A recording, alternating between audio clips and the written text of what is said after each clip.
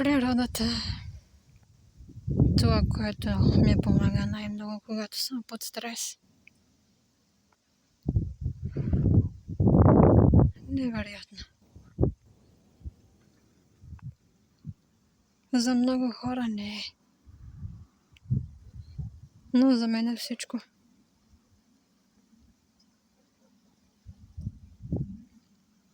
Чувствам се толкова свързана с дърветата, цветята, растенията, земята. Сигурно много хора ще ми прозвучи по-хубаво, но да, така е. В момента съм на крепостович. Сигурно всички знаят за нея. Сигурно няма човек, който да не знае. Не само от нашия град. Не само от нашата държава.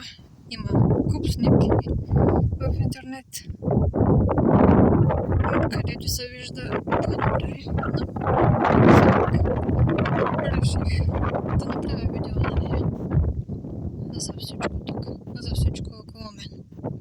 Да се поразходя малко. Да стига далеч. Леле, каква беше неята? Да, аз имам алергия към контакт с хора. Няма да я доближавам. Както и да е. Гледката е невероятна.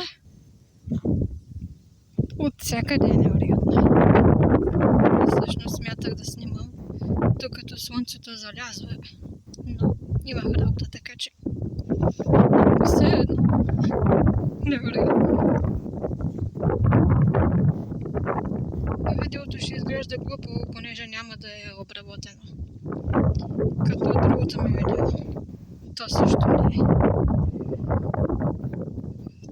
Онова с кола и ментос, който реших да кръстя експериментус.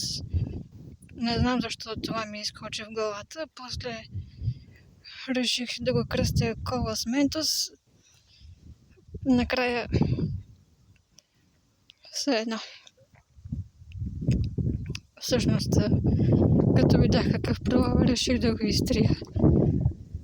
Но мисля, че от коментара ми става ясно защо е там клипа ми и защо е в канала ми. Все едно. Това сигурно ще изглежда също толкова глупаво. Гласа ми също не звучи така, като хора. Гласа ми е ужасен във видеото. Ще звучи ужасно. Тези неща нямат значение за мен. Обичам това, което виждам.